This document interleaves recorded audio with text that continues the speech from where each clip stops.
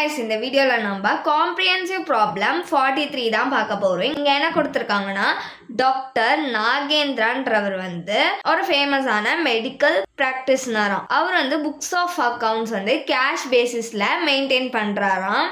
Receipts and payment account கொடுத்திருக்காங்க. Receipts na income, payments na expenses. Receipts la என்னலாம் கொடுத்திருக்காங்கன்னு பார்க்கலாம்.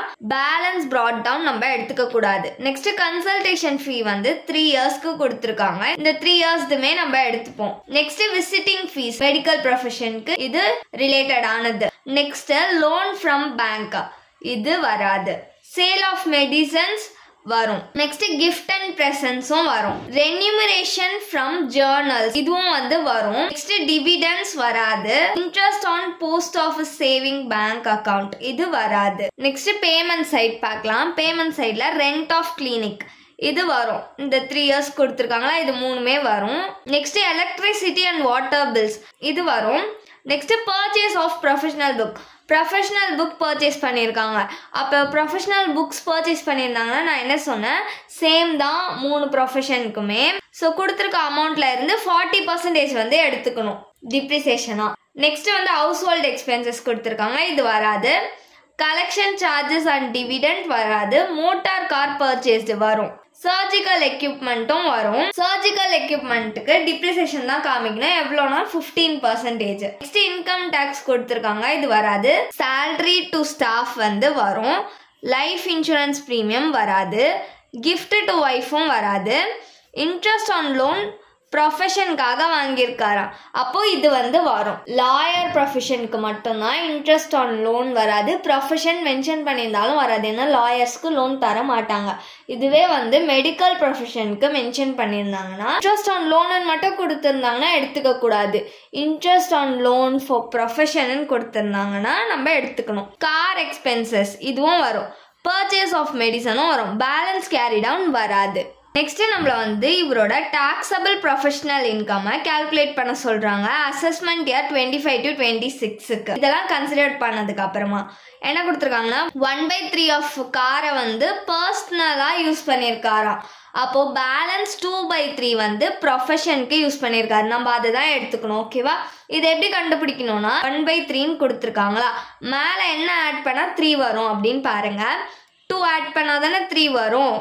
So 2 இந்த 3 மாறாது, அப்படியே தான் கீழே போடணும். ஸோ 3. ஓகேவா? நெக்ஸ்ட் டிப்ரிசியேஷன் ஆன் கார் 15% தான்.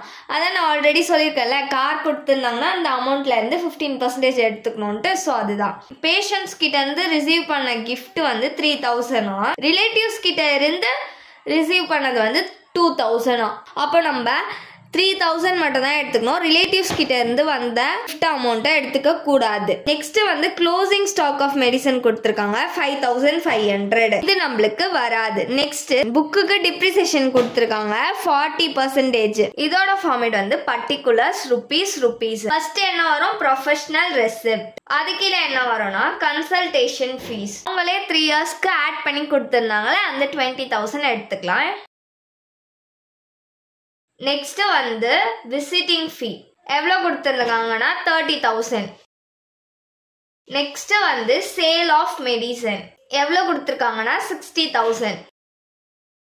நெக்ஸ்ட் கிஃப்ட்ஸ் அண்ட் ப்ரெசன்ட்ஸ் 5,000 மொத்தமாக கொடுத்துருக்காங்க. அந்த 5,000ல 3,000 மட்டும்தான் பேஷண்ட்ஸ் கிட்ட இருந்து ரிசீவ் பண்ணியிருக்காங்க. பேலன்ஸ் 2,000 ரிலேட்டிவ்ஸ் கிட்ட இருந்து வாங்கியிருக்காராம். அப்போ ரிலேட்டிவ்ஸ் கிட்ட இருந்து கிடைச்சதை நம்ம எடுத்துக்க கூடாது. ஸோ 3,000 மட்டும்தான் வரும்.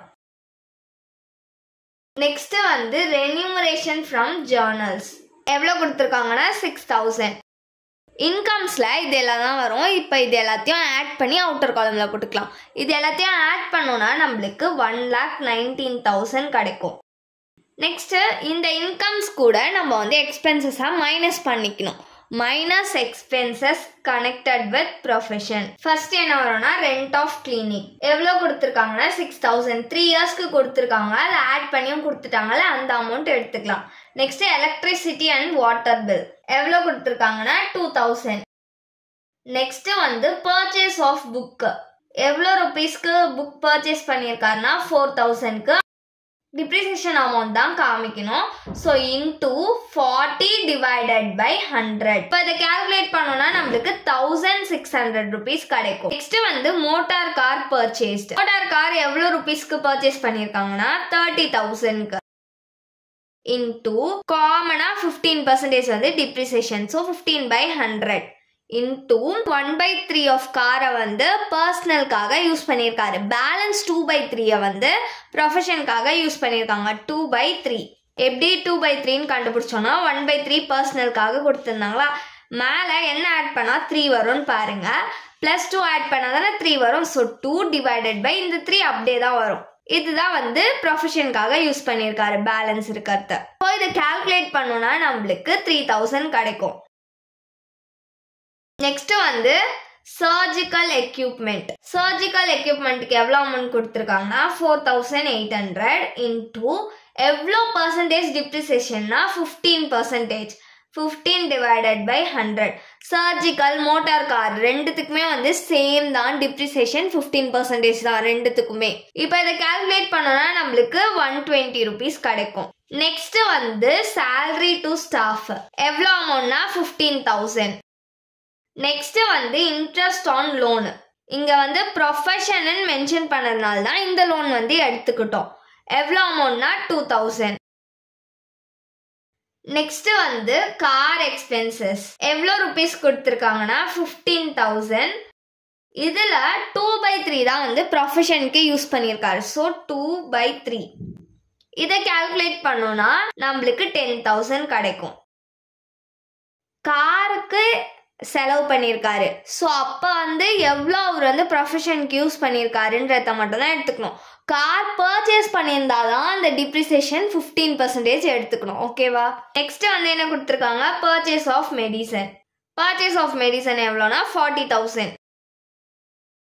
இப்போ எக்ஸ்பென்சஸ் எல்லாத்தையுமே ஆட் பண்ணிக்கலாம். ஆட் பண்ணோம்னா நம்மளுக்கு 80,320 rupees கிடைக்கும். இப்போ ரெசிப்ட்ஸ் 1,19,000ல இருந்து 80,320 மைனஸ் பண்ணிக்கலாம். அவுட்டர் காலம்ல மைனஸ் பண்ணணும். மைனஸ் பண்ணா நம்மளுக்கு 38,680 rupees கிடைக்கும். இதுதான் வந்து இன்கம் ஃப்ரம் ப்ரொஃபஷன்.